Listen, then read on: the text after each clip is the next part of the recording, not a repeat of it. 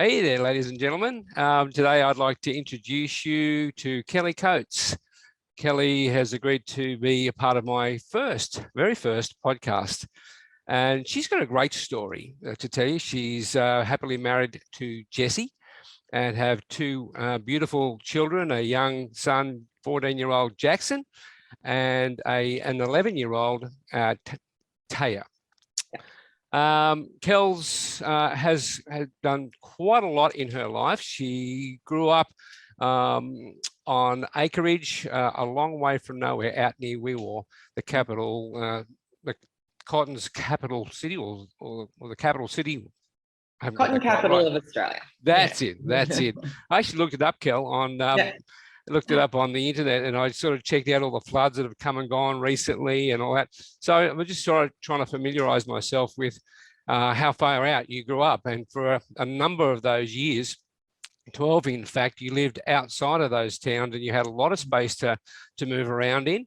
Not a lot of chance to get into sport. And yet your dad was an avid sports enthusiast and very good, it sounds, at the chosen sports that he chose. Yeah, Dad was right into everything. So we traipsed around the countryside following him. And I think he loved the physical and the competitive side, but just as much the social side as well. So yeah, it was really, really nice introduction to the world of sport for me. Yeah, well, you've got quite a sports notable awards yourself. What were some of those awards that you got? Because you moved into town, you discovered that there was sports that you loved to do. You always seemed to be athletic from your bio, but you joined teams. What was it about the team sports that you liked the most? I think for me, when you grow up on a farm out in the middle of nowhere, I just absolutely loved meeting new people and going different new places, and the challenge of all of that. For me, that was an absolute draw. I love the fact that for me, because we were out bush, I was always in opens teams. So I was mixing with people of all ages, of all different backgrounds. And I think that was a really positive thing for me, and I say that a lot when you play sport, that you get to, it's not just your tiny little circle that you mix with, it really broadens up your circle, and in that same way broadens up your vision. You hear about what other people are going through and what they've faced, and I think that's a really important part of sport, and the fact that you can support them and they support you is really important too. But I did spend a lot of time doing athletics. So that's individual. So there was also a bit of a passion of pushing myself pretty hard, testing my boundaries and my limits. And I didn't really have many people to train with or against. My PE teacher was my coach because that's what happens out in small towns. And so I think for me, it was just as the physical challenge of sport in itself was something that I was passionate about as well. Now, you won a couple of awards there too. Yeah, a few. Nothing I say nothing to write home about. But I suppose one of the things I was really proud of was winning the Pierre De Coubertin Award for Olympic Spirit. And so, that's an award by nomination. So someone nominated me. I'm assuming it was someone at my school. Yeah.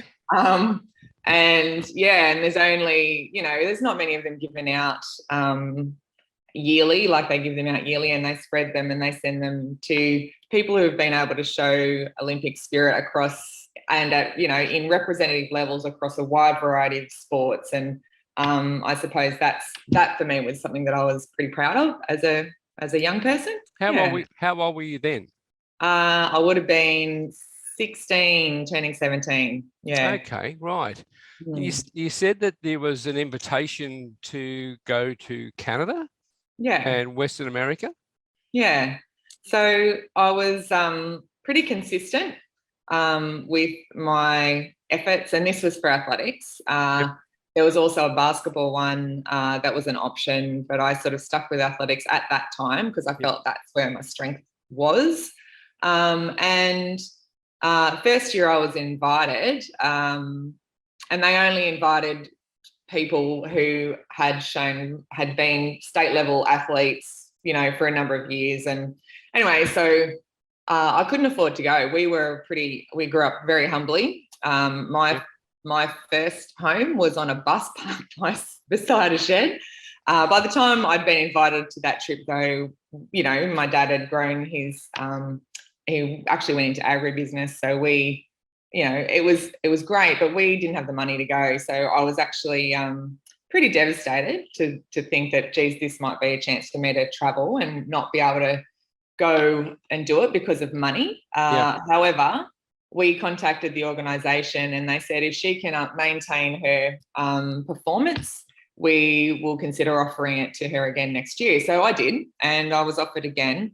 And the proviso on me going was not only that I had to maintain my performance, I actually had to raise the money myself. Mum and Dad helped a bit, but I had to work and raise the money myself. So I was pretty driven because obviously for me, traveling, doing sport, meeting new people, that was exciting for a small town country girl, and I wasn't going to miss out on that for anything. Fair enough. Now, all that sporting prowess, it led you somewhere, did it not? Oh, well, it depends on what you call led you somewhere. I suppose into a profession where I chose to, you know, show students and young people the benefits of sport and physical activity. I did obviously, well, initially, even at school, I was a group fitness trainer. So in year 11 and 12, I started group fitness training and personal training. Yep. And then I worked sort of through uni, and after that into I suppose the beginnings of my teaching career. I was in the fitness industry, and so I worked there long and hard for a while, because the fitness industry is all about that. You know, if you're working in it, it's passion driven because you absolutely love helping people reach their potential and improving where they're at. And I think because I had that for myself, I always wanted to share that with other people. And again, that led me into the teaching game. And I think I was reflecting on it before, I think the draw card for me was, I mentioned my PE teacher coached me in athletics. You know, no one else had any belief or any skill or any talent to be helping me. And they just said, sure, I'll help you out, you know.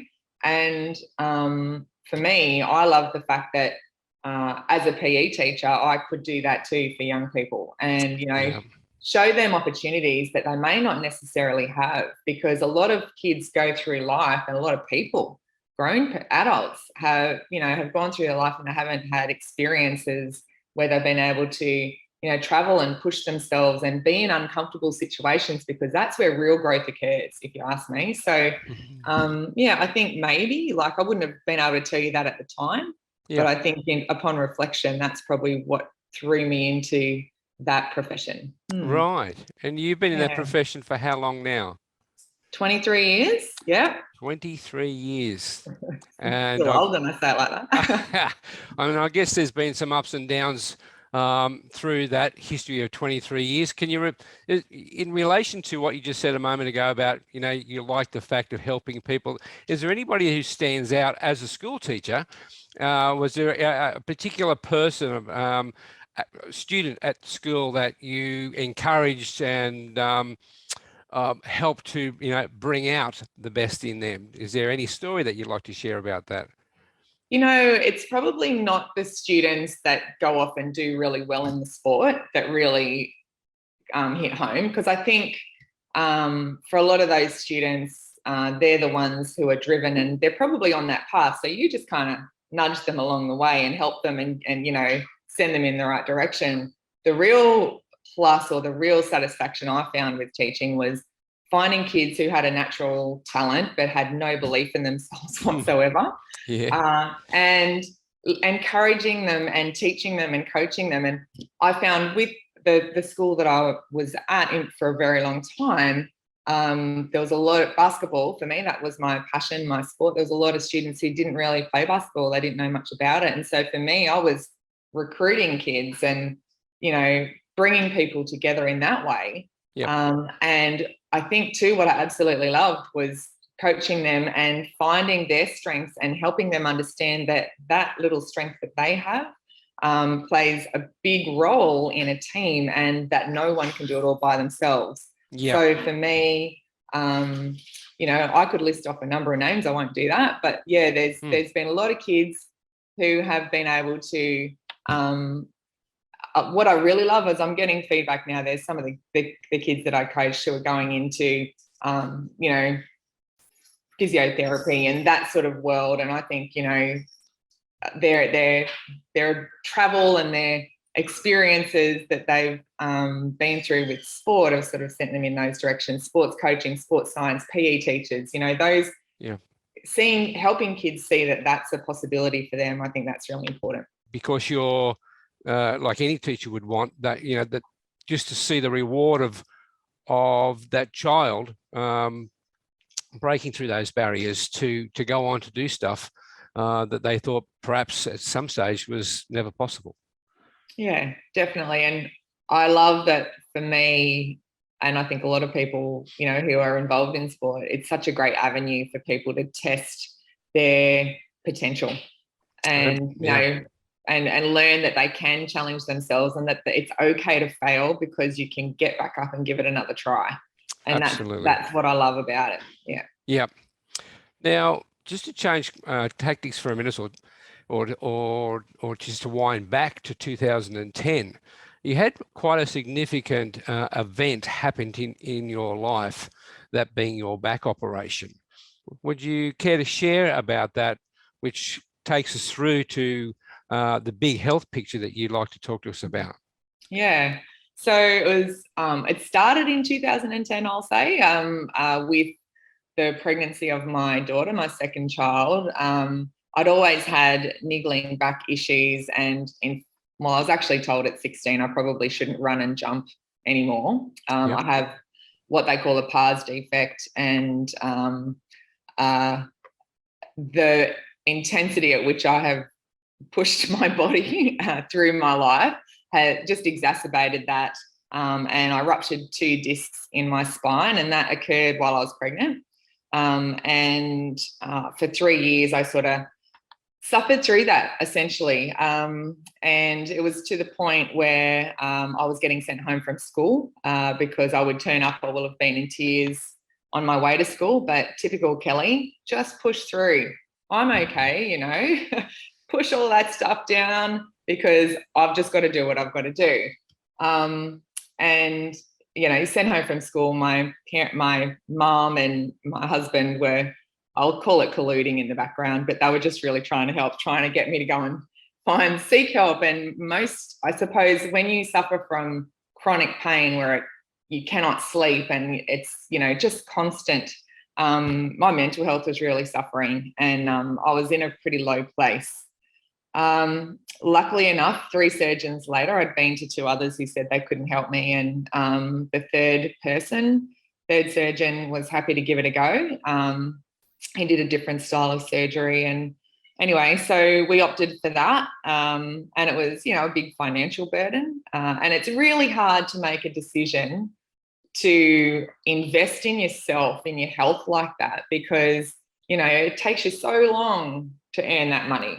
And, to then suddenly put it back into you. But for me, there's a big lesson in that. And I didn't realize it till later on, in that your body, your health, that is all you have. And if you don't have that, you cannot be the best version of yourself in any way, shape or form. And so, the money that we spent is nothing now in comparison to what I may have had to go through or could still be like now if I didn't have that surgery. And I had 3 months of just recovery, I'd say 3 months of rehab, 6 months recovery, and they said it would be 12 months before I could sort of go back to my, normal life, so to speak, but it wouldn't be normal. It'd be different normal.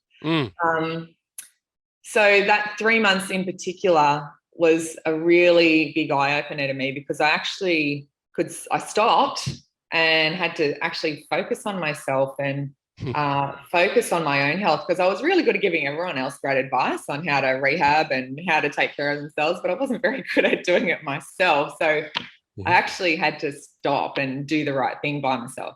And I saw how it was just such for me, it was like stepping back and seeing it on a big picture. Like, this is what I have been doing to myself. This is what it looks like. And that doesn't look good. That's not a nice picture that I'm creating because I haven't invested in myself. And, I suppose I believe that you're painting your own portrait. You're painting your own life story. And there are moments in your life, if you actually stop and allow them and be present enough in those moments to teach you something. And for me, that was a massive one. I could see what I was doing to myself and to my family. And it also made me really stop and think about if my body doesn't work and if my mental health isn't right, yep. This job, the work that I love, it's something that I may not be able to do ever again anyway. So I stopped, and it sort of sent me in a direction I didn't think I'd go. I did a lot of personal development, and really looked at the people that I spend the most time with. And I don't know whether you've heard the saying that you take on the values and beliefs of the people that you spend the most time with. And, you've got to stop and think about, okay, well, who am I spending time with? What values and beliefs are important to me? What can I learn and what can I take with me that's going to be of value to someone else? Because I'm going to be impacting on someone else. And so ultimately, whether we like it or not, we're a role model. We live a role model life, whether you choose to or not. People are looking at you and people are taking in from you. And, your energy, I don't know if some people might believe in that sort of stuff. Some people won't, but whether you like it or not, the energy that you're giving out, the things that you're doing, the things that you're saying, people are taking on board. And so I've adopted that notion that we all live a role model life, whether you want to or not. And I want to make sure that the role model life that I live is something that the people who I impact on can take something positive from. And that's sort of, for me, that personal development, that growth has allowed me to come around to that space at the moment. So what would be not that we're concluding, but just so that we don't lose that flow that you're in there now, if you could just encapsulate in a statement or a word of encouragement, what is it that you've learned out of that situation that you would like to impart today? It's a great question. And it's hard to put into words when you think about it. I suppose for me, and I use this a lot, that your health is your wealth. Your health is something that you cannot take for granted, and you must invest in yourself. You really need to take the time to invest in yourself, and you need to stop and look at yourself for who you are, live really authentically, and live in a way that reflects your values and beliefs and reflects what you want people or I suppose what you want to impact people with. That's what I would say. I think that's probably it. Okay. How would a person do that? Unpack their own values. How would a person even know what it means to be authentic? Because being authentic to each person might be slightly different. Yeah, 100%. Yeah, I think it's a matter. There's a lot of personal reflection, and there's a lot of, for me, and I can only reflect on myself and how I feel like I've got to this point. For me, it was taking a step back and taking a look at what is in front of you, because so often we're so busy stepping into or moving through our lives that we don't stop and take a moment to look at what we're actually moving into. So for me, you need to stop and take that time to look at where you're taking yourself. there's a lot of people who are happy to blame circumstances and other people for where their life path goes, but that's not actually true, because we are in full control of what we are doing. We make all of our own choices. Yep. And we can reframe what happens to us on so many levels, on so many occasions, and it's whether we choose to or not that will dictate which direction you take your life. So for me, I think it's really important for people to stop, take a moment, and, like some people might do that through meditation. Some people might do that through yoga. I have a mix up of all different things that I do to give myself time in my day, every day, to stop and see what it is that I'm stepping into and which direction I'm moving into. Perfect. Yeah.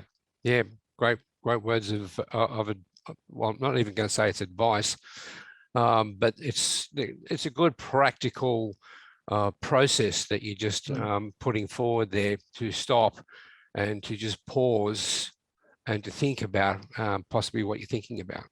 Yeah, absolutely. And I'm very much practical. It needs to make sense, and it needs to be something that you can do that's tangible. And so that's something for me that I found really effective anyway.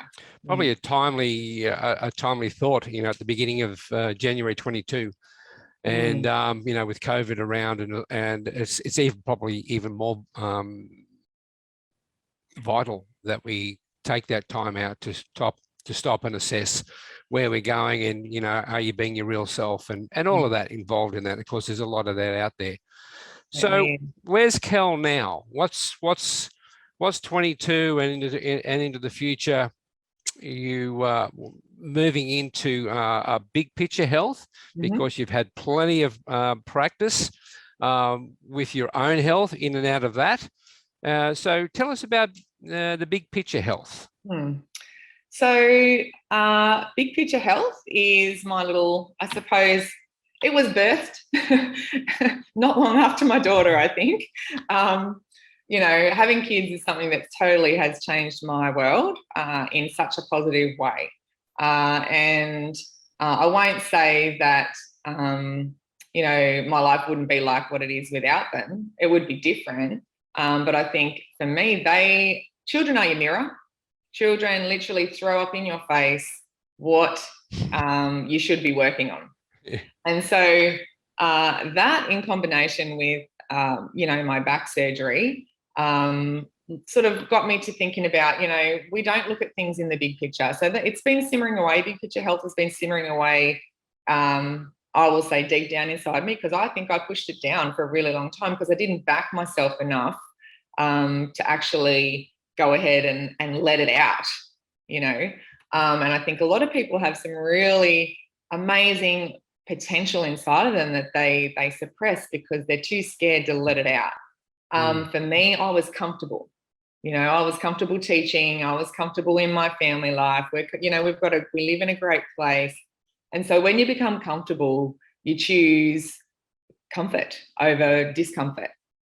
And I suppose in a way, I pushed myself outside my comfort zone through after my back surgery, through recovery, and then on a bit of a personal, personal development journey, I suppose.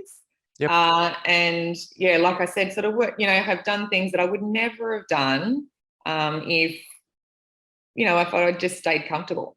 And maybe that's, the person I am. That's the nature of who I am. I did that all the time when I was younger, and pushing myself. And over the past 2 years, circumstances have changed for me anyway, and I've just allowed that out. And it almost felt like I needed to get it out because it was rising to the top amongst all of the other crap that was going on in the world. And look, whether or not it's fate, God, or the universe sending me in the direction I'm at, Big Picture Health is birthed now, and it's an app in development.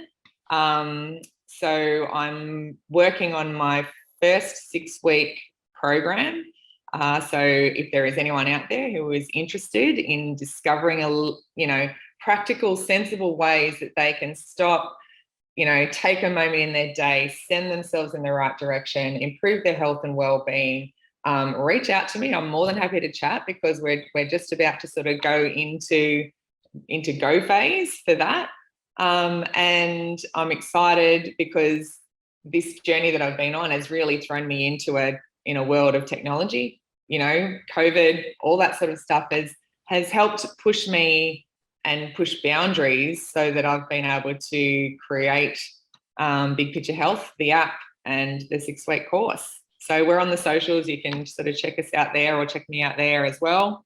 But really, it's about helping people like me who are so busy, running on that hamster wheel, and in that daily grind, it's helping them to stop, have a little minute, think about what it is that they can do to help themselves, which will ultimately help everyone around them. Because as I said before, we all live that role model life, whether you want it or not. Someone's looking at you. Yep. So that's sort of where it's at. Yeah. And how would they get in contact with you, Kel? So if you can reach out to me on social media. So I've got Instagram or Facebook pages that you can sort of reach out to me at the moment. My website's just about sorted, so they can reach out there once that's live. But probably the best way at the moment is to find me on the socials. Yep. And what's the name of your socials? Kel's Big Picture. So if you reach out there, and then there is a Facebook page for Big Picture Health. Fantastic. Yeah. Well, Kel, thanks very much for, it's only been a short time, but you actually said quite a lot in that middle, maybe 40 minutes, whatever it was. But I really appreciate your time today. And I'm hoping that the people who hear your story are also inspired and encouraged by that.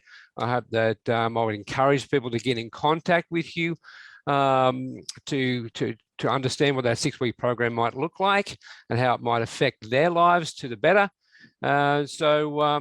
Wonderful spending some time with you today, being our very first podcast, Kel, and appreciate your time and enjoy your holiday where you're up at the moment. And love to the family. Thanks so much, Murray. Thanks for having me on, and congratulations. I'm so excited for you to be doing this, because I can't wait to hear some more podcasts. I'm really excited for you as well. Thank you very, very much. All righty. We'll talk to you very, very soon. Okay. See you. All right then. Bye.